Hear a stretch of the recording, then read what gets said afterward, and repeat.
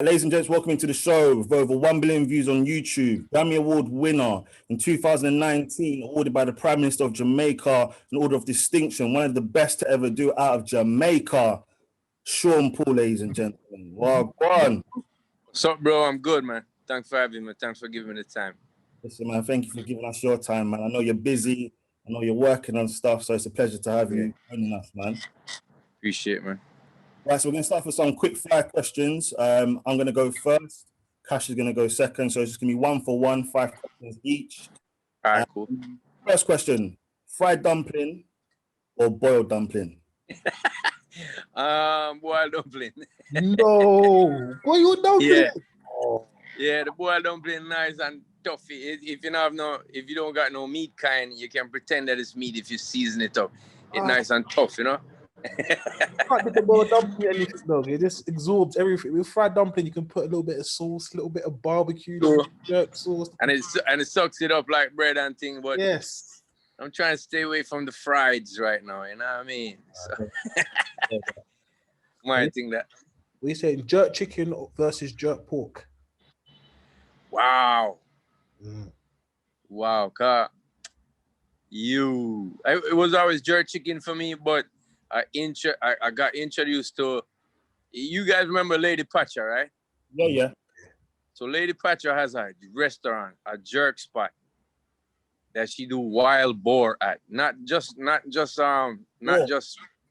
regular like pork. It's wild boar, and boy, man, I tell you, I got hooked on that now. So it's pork for me. Is the pork for me, jerk pork. I'm happy. Amazing. A lot of the time I get stick for eating pork. I was like, why are you eating pork? Why are you? Listen, pork is enough people too, but and it's true. I was trying to stay away from it. It's something that I don't eat regular like that. But when I do go for any jerk, I go up a pacha place. You know? Yeah. Right. I know that you like swimming. So pool day or beach day? For training, pool day, yeah, for sure. I can tell exactly what time I did and kind of gauge myself that way. If I was training, but if I was chilling, then definitely the beach and a Heineken and a spliff. Yeah, man. It's cool out. Yeah. If you could choose one song, if you're DJing, picture the scene, you're DJing, and you got to choose one song to end the dance. You can either choose Sister Nancy, Bam Bam, or Dawn and No, No, No. What are you gonna finish the dance with? Wow. I think I would go for No, No, No. Yeah. The both of them tunes is fire, bro. You give me hard choices. Give me hard choices. It's a tough one, Cash. Yeah. Right. London. But also Sister Nancy sound like the beginning or something, you know. And it creep up on you. So the energy just rises. Yeah. But right, Sean, London or New York? Whoa. Well, London. I would say London. At first, I didn't love London because it was different to me. It was kind of, the gloomy weather got me down. But I have a lot of friends in London, and right now, New York is a pit to me. Big up to all my New York peaks, but yeah, it ain't what it used to be at all, for sure. So London for me. So I was having this battle with Pharaoh. We were saying 90s dancehall versus kind of like 2000s dancehall. Where do you sit on the fence? Like, what's your go-to? The big sigh. Yo, you have some hard choices, bro. I mean, I love dancehall music all around, you know what I mean? I've appreciated these young cats coming up doing their thing. Everybody says 90s dancehall is the pinnacle though. And if you really love dancehall, you know what people talking about. The rhythms were on point. The artists were on point with their lyrics and their voice and the way they presented themselves. So I would say 90s, yeah. For me, I was hoping you said 90s. You can't, when you hear number one, man, I look good, shot. Your head just goes like, it's different energy. Yeah, bro. Yeah, bro. Definitely. From me, fried breadfruit or fried plantain? Breadfruit, definitely breadfruit. That one was easy. I like plantain, but breadfruit, I'm a thing. Yeah, breadfruit is nice, man. You want breadfruit? Yeah, especially when it turned to. Yeah. When it turned, you know what I mean? It's like it kind of almost about to get sour up. That's always sweet when It's you like fry when the it up. plantain's Sweet. ripe. When the plantain's ripe, just before it goes, it's like Yeah. you can't touch it.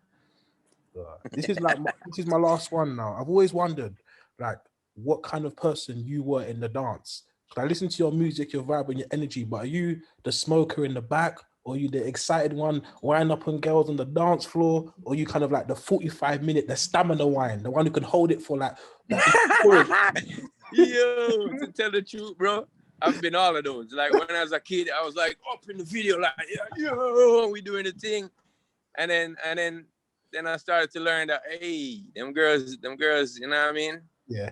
They might dance, and I'm gonna dance up on them, and then I start to slow it down, and then that was like rent-a-tile for like a 45 minutes. Yeah. Now I'm the smoker in the back. So I've been all of those. Yeah, that's when you have kids, isn't it? When you have kids, it humbles your knees, it humbles your kneecaps and stuff. Yeah. Definitely. Wicked.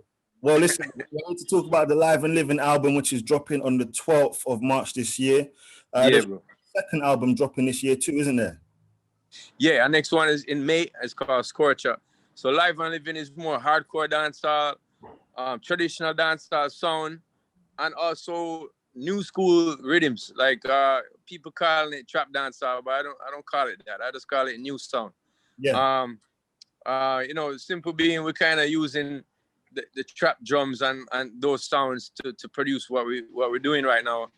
I'm always picking the ones that still have the essence of dancehall because I'm about keeping that lineage. You know, I'm about keeping that tradition.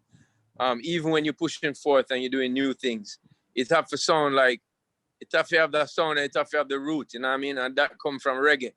Yeah. So it have to have a vibe like that for me.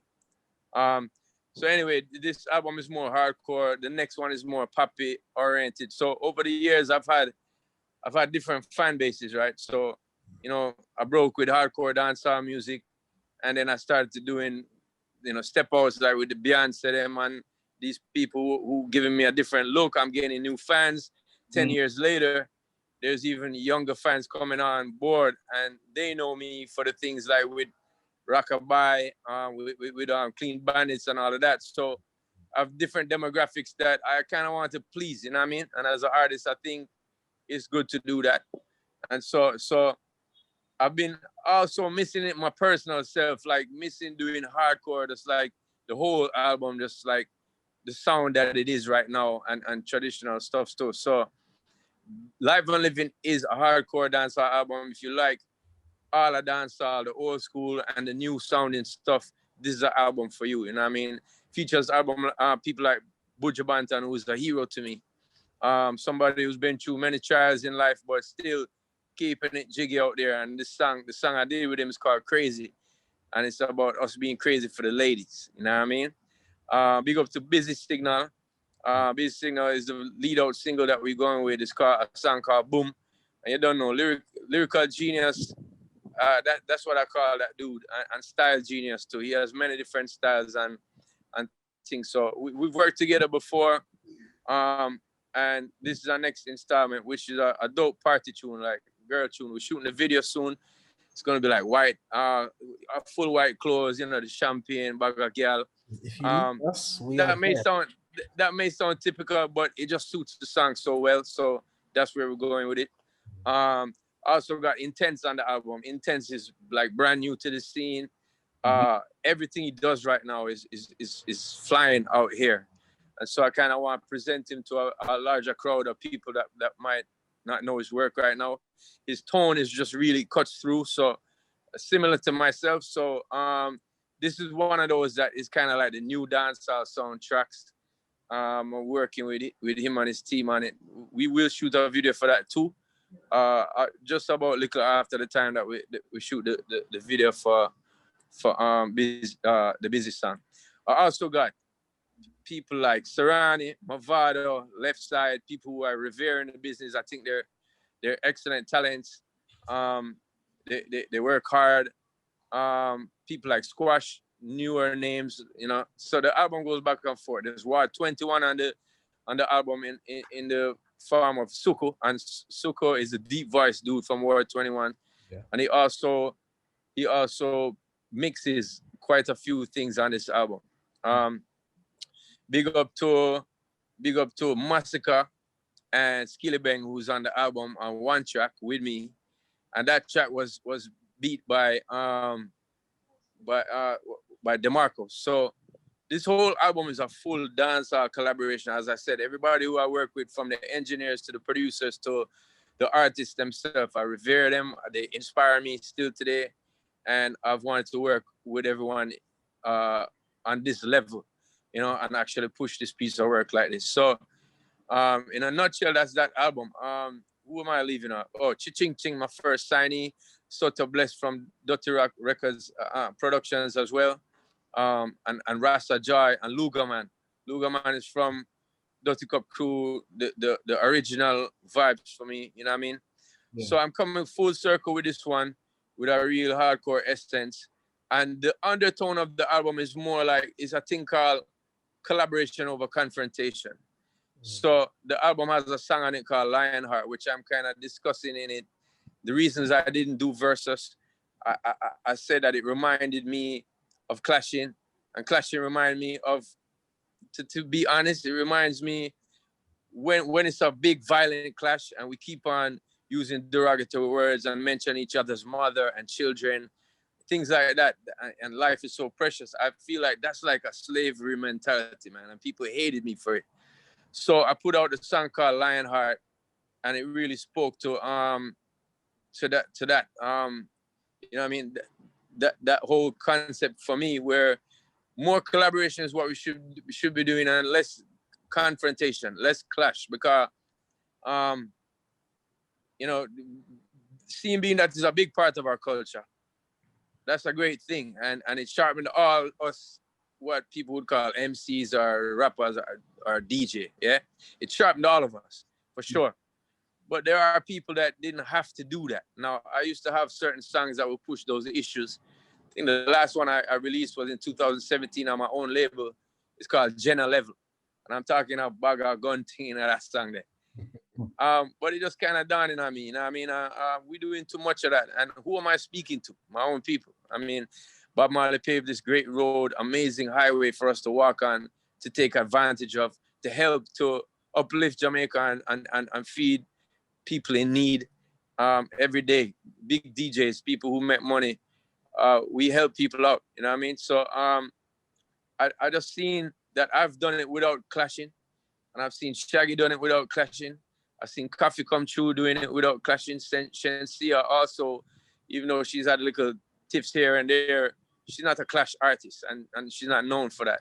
She's known for the good times and the vibes and the freshness. So I just decided that, yo, I want to try to prove that point. So case in point, the last song on the album is called Everest, and the beats is by DeMarco, and Massacre and Skilly Bang and me is on the track. Now, Massacre didn't get along with DeMarco because of some long time incident.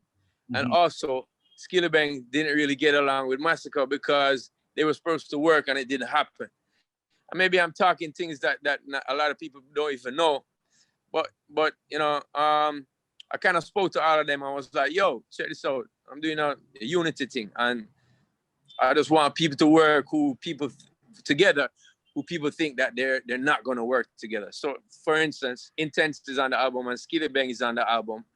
And people keep saying they're going back and forth with little things. So I'm trying to just big up the unity and pay homage to the roots of dancehall and have people who I think is amazing talents on the album. And I think people are going to enjoy. You know what I mean? Sounds excellent. This is why you're saying collaboration over confrontation. It makes sense now. Yeah, man. Collab over clash, man. Some I do the thing. With regards to the verses, like obviously Swizz Beatz and Timbaland, they say it's a celebration of the music rather than I get it. A personal. I get it, and I understand that the format is not the platform is not really formatted like a Clash. I get that. I've seen it. I've watched a couple of them, especially the Beanie and Bunty one, and I was proud, mad proud, seeing them bring so much numbers in. But it just comes to a point where I was just like, I don't want to play my music against somebody. I'd rather be on a stage where they say, come freestyle on their set. Yeah. Or I'm performing. I'm like, yo, come sing that hook on this rhythm for the people. There's more creative ways of entertaining people right now other than putting up Keisha Cole against Ashanti. I love the both of those women. I think the both of them have sung songs to my heart. They're sexy as fucking hell. Excuse my language. And I don't want to pick one of them. I don't know. I'm tired of us you know, in these genres, especially hip hop and dancehall, just going up against each other and trying to one up each other. I think there is, we've done that for many years now, and I've learned from this. There's a junior music that came up under our genre that was spawned from our genre. You tell me which one it is. They speak Spanish. Reggaeton? Yeah. So reggaeton came up different from, like, behind us then. In other words, it started way behind us, and now they're way ahead of us. I don't see them clashing too much.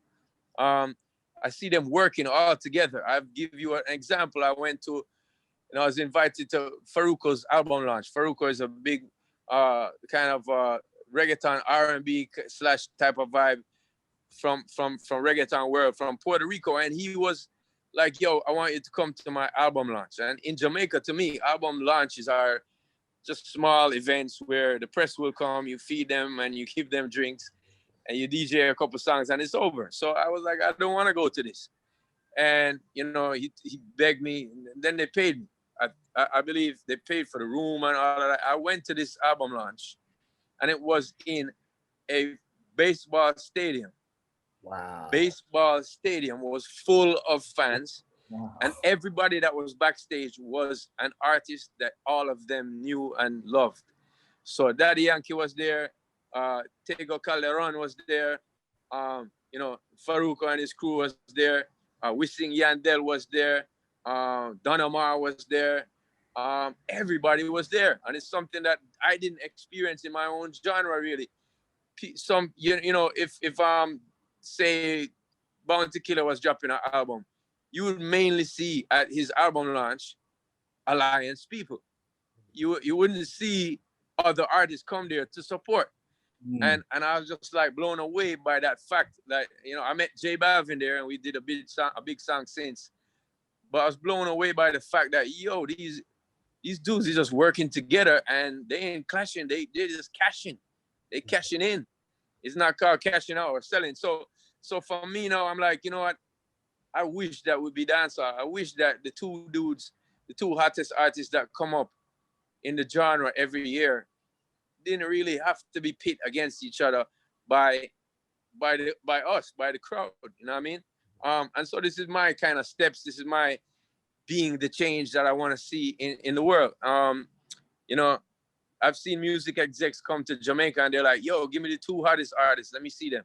And it happened in my generation, me and Vegas. Like, they you know, people came, Hype Williams came and he's like, I want the two hottest artists right now, like fresh, brand new. And it was me and Vegas. We was able to take advantage of that opportunity. But I've seen other execs come down, real music execs, not music video people. And they're like, let me see who's who. And I'm like, this is the top dude and that's the top dude. And they're like, oh, wicked. But their numbers are so low. Can they collab together? And it's like, no, bro, they actually beefing. And he's like, damn. And then I see him go to somewhere else and sign some other artists from somewhere else. So I've seen firsthand where it's like the part of our culture that pits us against each other just because we quote unquote like it a lot. And think it's skillful. I've seen it not work for us. And I've seen artists like myself, Shaggy, Coffee, just not do that and become huge stars internationally. And I employ like 40 people in Jamaica. You know what I'm saying? And that's the bigger picture to me. And that's what I'm trying to prove by doing this album and doing these interviews and talking about the genre in the way I am. I'm actually clashing the culture itself, because not everything in your culture is good. There's certain things in cultures that I'm pretty sure ain't good. You know what I mean? You could say that you know, we have a smoking culture. It ain't good for your lungs. I smoke, but I mean, there's certain things you have to look at in life and try to set it straight. Now, music has evolved over the years. Chuck Berry's rock music don't sound like Nirvana's rock music, but it's rock music. You know what I mean? But they evolved for a sound, and I love Chuck Berry and I love Nirvana. But the thing is, if every one of those that came up with each other, kind of went against the other, it shows you the disconnect, and it shows, and the disconnect comes with the fans. Yeah, but I just don't want it no more, man. Is a lot of it because obviously being Jamaican, and if we look at our ancestors and where we come from, a lot of it heavily being in land of slavery. Do you reckon it goes? It goes. I believe so, bro. I believe so. I believe that a lot of it was a hub for slavery. People would come here and they would send people with the slaves with bad attitudes here to Jamaica, because it was a place where and it's historically known, it was a place where they would do some wicked things. And that, in effect, if you know, in the first interview, I said, you saw the movie Django, right? To the dude, and the dude was like, yeah. I was like, you remember the scene where the guy walks into the house, like the main house, whatever that's called, and there's like two dudes fighting on the ground, black people, and everybody else is white people watching them drinking cognac and smoking. And I'm like, that's what it reminds me of when it gets so violent. It's no longer like a cipher. Like, it's no longer like we've had people in the recent past talking about each other's mom, talking about their children, which is a precious thing, man. That's life. And I don't agree with it when it gets to the point where it is. Plus, also, these kids ain't talking, you know, this music is supposed to reflect life. It's supposed to reflect art is supposed to reflect life. And if you're reflecting life, then you should tell the real stories of being a gangster sometimes. The paranoia that you have, that your best friend is right here beside you, but you think he's going to kill you for whatever reason. You should be talking about, you know, the police coming for you or you know, whatever that you try to distribute got messed up. No, none of us say those things in our genre. We just embellish it to be the baddest thing. And while that does cause a vibe and it's cool, it's been too much now, and I'm just against doing that now. If you're going to do the full spectrum and talk about the bad times that those people will face also, because we are influencing younger kids to become complacent with violence, and I don't want that for my picnic them. And I just think that I'm gonna try to be the change. That's it. So if they were to bring back, let's say, Sting, which is you know, clashing culture and you know, it's a big part of Jamaican culture, would you be here for it, or would you be like, you know what, I think there's no need for it? No, I don't say there's no need for that, but I mean, to me, I used to love that show. I used to go to it every year, and if people didn't clash on the show, I was one of them who were like, yeah, Sting was whack. You know what I mean? But and some of the best times of Sting was seeing 40,000 bottles be like thrown onto the stage. That's a crazy sight. But I would for me, I don't want to see us clash with rules now. Like when I see rappers do it on a stage, it's like you have a minute to kill it, and you have to stay to this topic, or you have to, like, there's rules in it, and if you go over the time, they cut you. No matter if you had some fire to spit, they cut you. Yeah. You know what I mean? And so it just ain't gonna work like that here though, because the people and vibes too much. I mean, and that's how it is. But so yeah, I love the stage show. For any stage show at this point, bro, I mean, it's like we've been in lockdown. You know what I mean? We haven't had no stage shows for the longest time.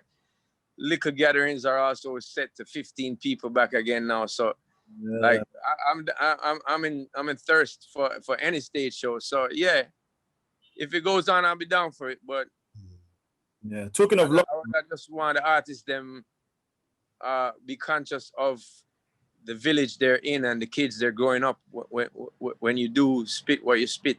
Yeah. Talking of lockdown, what have you been doing to keep yourself busy during the times of having to stay indoors and so on? Well, I tell you, for the first 5 months I was out. I couldn't move. Oh yeah, my brethren Junior Gang said to me, I can't speak and listen at the same time. And I was like, bro, I felt the same way. I had to listen to the news every day telling me this crazy stuff. And I was like, I don't feel like saying nothing. And it was really like an emptiness. I was like, damn, man. So for a while, I'm big up to Junior Gang. He's on the album too. I forgot to say. But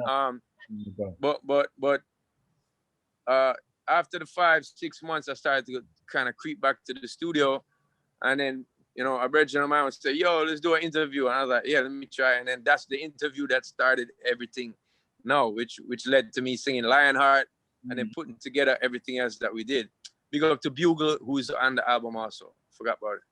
It must be hard though, because like as a creative person, being like, even I'm struggling, being trapped, like not having to leave your house, not going to see people, socialize. How do you then kind of like, where do you gain your inspiration from when you're writing that album? Because you don't have that outlet that you would normally have to write material. You have to leave it. You have to leave it up here. I mean, one of the biggest artists from Jamaica right now, where is he? And he's singing party songs and he's, what I mean? So, I mean, it can be done. It can be done. You just have to be a determined artist and you have to feel that fire. I mean, a lot of people get thrown off when maybe the long road wasn't for you. You know what I mean? If you're doing art, it's something that you will be on and off on a day. There's enough times I've had writer's block. Like, I can't do nothing. Like, there's rhythms over here I wish I was on. I love the rhythm. But I was just like, I can't find nothing for it. You know what I mean? Reason being, we're human beings, man, and I've done a lot of songs, so it's like, you know what I mean. So it's like they probably checked me or were putting out that rhythm in a week where I was done, you know. So you have to kind of, I had to take those 5 months because I was done. I couldn't think of music. I had to think of my new kid, my babies. You know what I mean? 4 years old now, and one is a year and a half. And I was like, imagine that. I also live with my mom, and my grandmother lives on the same property as me. My grandma is 96. Wow. So yeah, I was just really in survival mode in terms of I ain't going nowhere. Yeah. And then it slowly started to just come back. I didn't worry about it. It felt empty, but I knew I'd be full up again, you know? Yeah. Did you pick up any new hobbies, obviously, while you was at home? New hobbies. I started back swimming a lot. Now, my father passed 2 years ago. We was talking about swimming again, like right before he passed. He used to swim for Jamaica, and so did my mom, and so did I and my brother, and play water polo for Jamaica. So when he passed away, I went back to the stadium pool and I started to play water polo a lot, and that really was helping with my fitness and whatnot. But then this pandemic happened. I keep calling it paramedic. Anyway, this pandemic happened, and I couldn't go to the stadium no more and play with the G them. So I started to swim. They allow in that in certain facilities. So I go to a pool every day now and I swim. And so that's an old habit that I've picked back up. And also doing things at home, like trying to make ginger beer. That takes 2 weeks. You cut up the ginger, you throw sugar in it every day, you let it ferment. Them things I wasn't into before, but I was like, I ain't got nothing to do, and I like beer, and I like ginger. I hear you like herbal. Can you hear me? If what? Yeah, I said I hear you like herbal tea as well. If I what? Like you like herbal tea? Oh yeah. I was doing that for 5 years. One time, I think when my son was born 4 years ago, I started to smoke again. But 5 years before that, I was just making tea. I have asthma. I started to smoke too much. I was smoking chalice every day. So I was like, yo, and I treasure my career a lot. And it was hampering with my voice. Yeah. So I was like, all right, I really love weed too. So let me do some edibles. And it kind of turned into a tea thing. I just boil the weed in the water. I drink it 15 hours. I'm good. So that became my favorite thing for the 5 years. And then my son was born. I'm like, one celebratory spliff, and it turned into 4 years now. So, but however, with this pandemic that happened last year, with this that's happening, I stopped smoking for the year. I came home in February last year from tour, and I was like, I'm quitting. And I stopped smoking until December. I did a celebratory spliff again. And got me back in. But yeah. I've always wondered, because I saw you perform at Glastonbury. Just before, I think the year before lockdown happened, I was actually there in the audience, and I was like, me and Pharaoh was saying before this interview, your music is like, it's a safety net sometimes. If I'm in a rave and I've got like a mixed crowd, I know if I play Sean Paul, wherever they're from, I'm seeing skanks, I'm seeing people bend over, twist up body, everything. It's mad. So like, how do you fling off them shoes? Fling off everything, even bras. One time I was like, oi, like, let me get slapped in the face by panties. I was like, yay. Like, how do you like physically sit down and prepare and plan for a set? Because your music's so like, it touches different people all over the world. Do you target it for a specific audience, or do you just go when you're like, you know what, I've got so many bangers, it doesn't matter what I play? Nowadays it's more like that, but back in the day, you would have to, like, there's different territories that knew different songs at different times. Like, even for instance, Give Me the Light didn't break in Jamaica at first, so I didn't really DJ it here at first. It was breaking in Trinidad and Miami, which made me, I went to those places, and I went to Trinidad, and they was like, yo, you had to sing that song, boy. And I was like, yeah. It was like, yeah, you had to sing that. That's a real hard one. And I was like, all right. And I sing it and it blow the place up. I'm like, damn. So, and then I learned, oh, Miami likes it too. They play it on the radio there. So when I go to Miami, I would put that in the set. But usually I go through it with my DJ, Kappa Sean. Kappa Sean is from Kappa Shot Sound. They grew up right around the road from me and my brother. My brother started the song with them when they were in high school. They played for every barbecue and Sweet 16 coming up. And then started to, actually playing real big dances and whatnot. And they're still going strong today. So both my brother and Kappa Sean have a very adept just knowledge and vibes for knowing what to play at what time. Like, my brother is the type of person that he'll be listening to the radio or listening to somebody juggle something online now or in a party. And he could tell you the next song that they're coming with. That's like, it's uncanny. Yeah, that's a real DJ. You know them DJs. It's like, yo, I know he's going to play this next, watch. Yeah. And then he do it like zoom. And then it's like, whoa, how do you know that? So I rely on them a lot for that vibes. Do you ever get tired of like performing certain tunes? Because you got people want to hear certain tunes, and you're like, oh, I can't be asked to perform this tune now. Like, I've done it too many times. If it's a tune that I don't like I've done a couple of step outs that I've been like, it's okay. And then I caught the vibe. I'm like, yo, I'm going to do it. And then I did it. And then later on, it's like, damn, I hate this song. But people is like, yo, this is dope. I got my own friends. Yo, banger. And I'm like, nah, bro. But then, it is what it is. In every job, you have certain parts of it, no matter what, that you're like, this is the not so nice part. But, just deal with it, man. I'm thankful I do music. So, yeah. Yeah. As you know, your music's traveled all around the world. And so people try to sing along to your lyrics. What is one of the funny lyrics you've heard where someone's tried to recreate the song, but they've got the lyrics completely wrong? Well, when I first met my wife was way back in when was it? We started going out in 2001, 2000, right? So she and her sister look at me one day and they say, yo, where's Balthazar? I'm like, what? It's like, Balthazar, where is it? I'm like, I don't know where that is. I'm driving them. And they're like, no, but you sing it. I'm like, what? Where do I sing that? They're like, yeah, you sing. You said, baby girl, don't cry no more. Tell me, say you can't take the pain no longer. That's the way in Balthazar. I'm like, what the frick? I nearly crashed. Because the lyric says, the lyric says dash away that boy for sure. Yeah. But they didn't understand what I was saying in it. So I get it regular. And I mean, patois is even me listening to other people's songs sometimes I have to rewind. What him say? Yeah. Oh, damn. Oh, he's saying that. Okay, cool. People that do that to me is like, I don't know.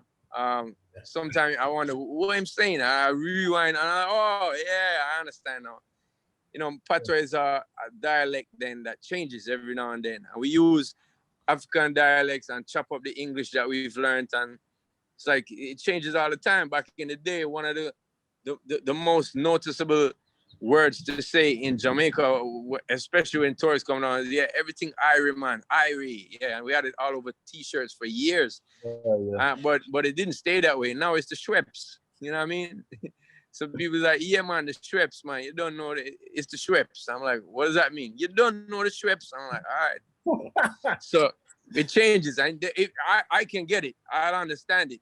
You guys maybe understand the changes and how we speak and all that. But you try to teach that to a foreign person, it's kind of difficult. So I understand.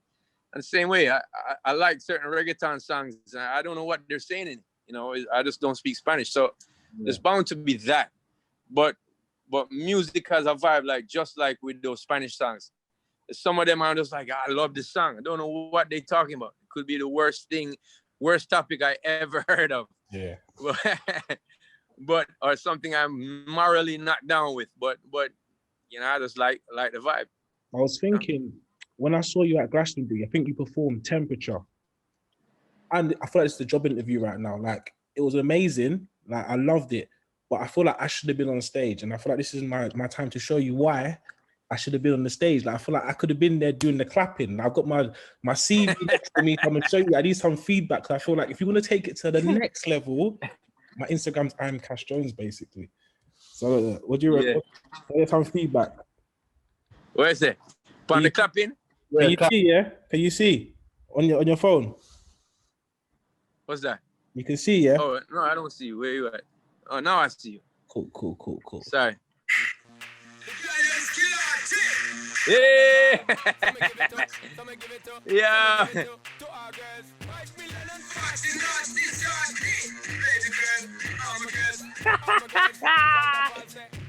Never seen the under the leg move. So what do you reckon about? Have I got the job or like? Yo, you know what? We can sort something out when we come back to London. We do it up. I best get that Glastonbury call, you know. I'll be waiting. If not, I'm jumping on stage. All right. When I'm back, I'll definitely give you a call and you know what I mean? Do that thing there. I've had friends. I have friends that sometimes they'll be like, yo, I hear you have a show over here and wherever they're living or they're visiting over there. Yeah. And they're like, come and stand on the side stage and they be pulling girls out of the crowd and yeah, and getting crazy with it. So I catch the vibe. I know the vibe. Let's do it. You gotta listen to DJ Ferro G. He's a dancehall DJ, and listen, he's bad. Like when you come to London, make sure you check him out and stuff because he's serious. Big up Ferro G. I will. So how does it feel to see so much young people doing the temperature challenge on TikTok? That TikTok thing is nuts to me because you know, when I first started this career, there was no Instagram, no Twitter, no Facebook, no MySpace, no TikTok. And there's so much different ways. And every time I'm like, there's a new platform.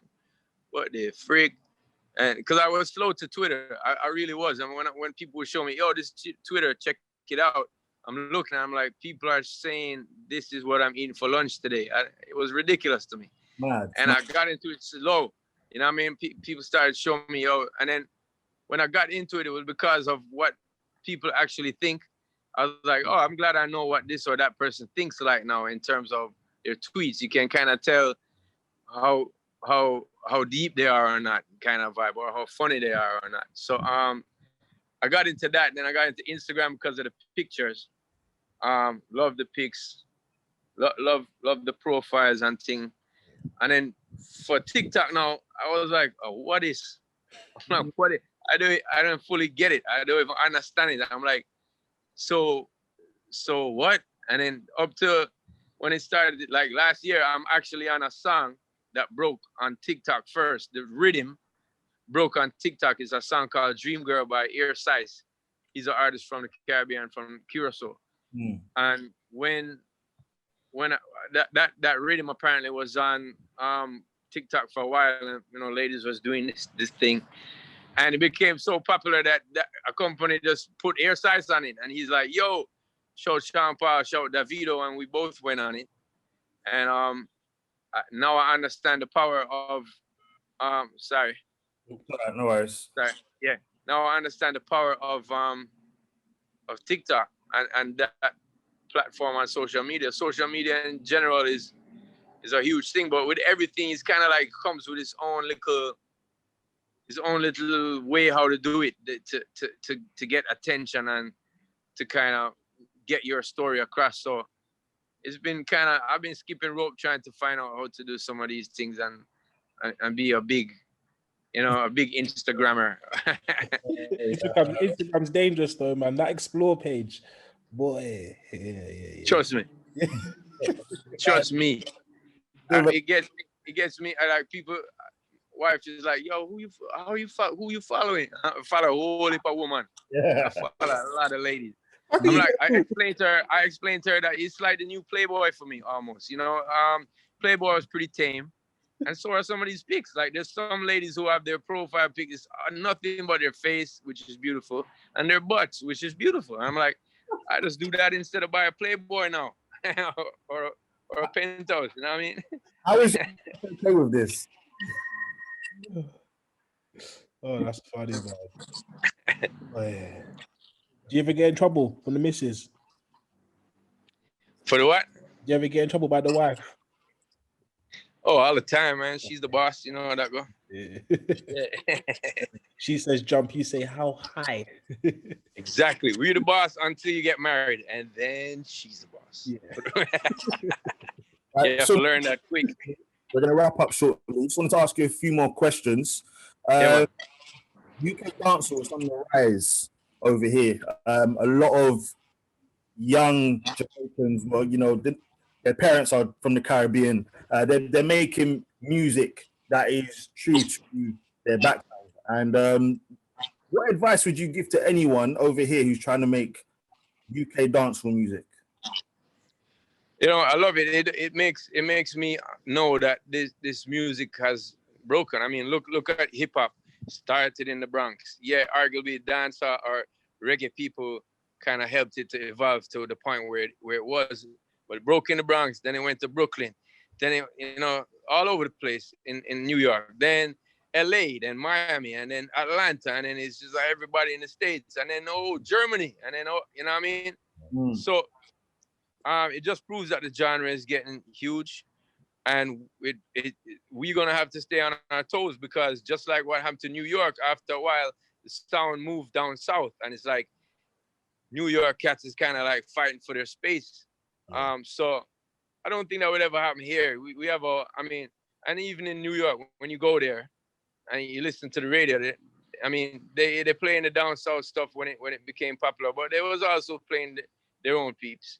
And so I think here in Jamaica, it won't have the negative impact of us not being listened to anymore. We're gonna always listen to us. Simply being because of how hardcore and how in deep we can get. Like as I said, the talk changes, and you know the thing changes up. So, man, sorry about that. People keep calling, but yeah, the thing changes up. So it's a vibrant language or dialect, and it's also a vibrant. Sorry, it's also just a vibrant genre itself.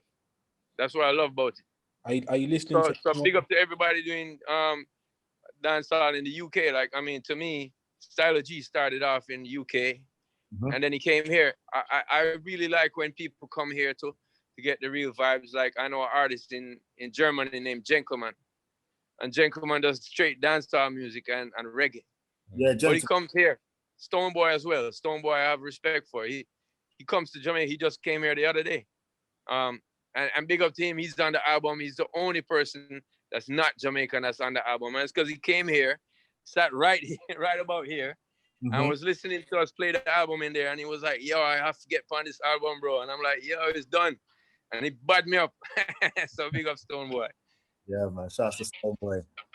Do you give like artists more respect? Like as a Jamaican artist, when a British artist comes to Jamaica and kind of pays homage and does the kind of the general show love to the authentic kind of Caribbean's been doing this, do you give them that more of a bringing? Is there more respect to those artists because they've actually came back home? Yeah, I'm all about carrying that lineage. Like as I told you, and there's no better way for them to learn the language, the culture, the vibes of the people, and put it into the music and keep that lineage, other than coming here. You know what I mean? You could be born your parents or your grandparents and whatever, and you do have, you know the thing them, but come down here for do it. I just worked with Fanatics the other day. They came here to do some work. I appreciate that. You know what I mean? With Rihanna, she's one of the most special collabs to me that I ever did, because most of them I do via internet or I go abroad to do it. Mozart La Para too, this kid from Dominican Republic, he came to Jamaica. And when that happens, I can take them to the dance, I can take them to the club, I can take them to the beach, I can take them to the Bob Marley Museum. That's what we did with Rihanna, and she was like, wow, like, you know, she's always wanted to experience that part of Jamaica. And for me, that's, if you want to do dancehall music, for me, if you're a good Muslim, you going to Mecca at least once, right? So yeah, so if you're a good dancehall reggae music maker or lover, or you need to come here once at least to check it out. Yeah, definitely. Last question from me. I just wanted to ask you about the emergence of Afrobeats. Afrobeats is now a worldwide music, and in a sense, dancehall, bashment, whatever you want to call it, it's kind of slowed down. I personally feel like it's not getting the same love that it used to get in the 90s and the 2000s. Yeah. What do you think, we can do as a community, not just artists, DJs, but as a community? What can we do to get dancehall, bashment, reggae really back to where it used to be? Well, it's a full circle, right? I mean, life is about circles, and you know, we have had a symbiotic relationship with African music, so to speak. Dancehall music utilize, and reggae music utilize drums from African music that we revered and we loved. So big up to Sly and Robbie and Steely and Clevie, especially Sly, for sampling certain drums, Indian and African drums, and putting it into our music. Now, the way we played it was special to us, and like a very what we developed those playing those drums to be like was something special, and the world has now followed it. So like pop music, the Biebers and the Drakes and the Rihannas and the reggaeton cats them, and the Afrobeat cats them. You know what I mean? We've affected their psyche and their music. Nowadays you hear them talking things that almost sound like our patois, and whether it be that that's part of their language too. I didn't hear it in Fela Kute's music before this. I didn't hear it in certain other African artists' presentation of music and the whole backbeat and that type of thing. Now it is different, and it is innovative in its own way. I'm talking about Afrobeat, but it does take from us. And to me, that's just a great thing, because they're gonna influence us back, and that's the beautiful thing about the music that speaks right now. Like dancehall speaks right now. That's why new artists break every year, because they're talking about what's in the streets, what people are talking about right now. Hip hop, same thing. And you know, grime music is like, we talking about ourselves. We're talking about how we like, how, you know, what we do. So we're bound to influence each other. And I love it. What we can do to uplift dancehall music is actually support. Now, I understand that a lot of times for the ladies, for a lot of ladies that I've spoken to, they don't like the violent content. You know, they will listen a couple times, and there's some girls that love it. I get that.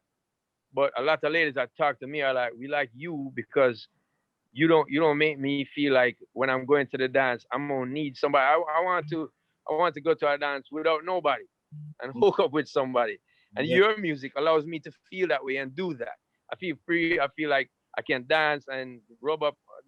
She can rub up on some dude, and maybe they hook up. I don't know, but with certain other music, and I'm not calling no names right now, but the ones that have more violent content, they feel like, yo, I have to go to that dance with a crew, Mm. and then they can't hook up with them with a one person outside of that crew kind of vibe. They feel that they have to shelter themselves.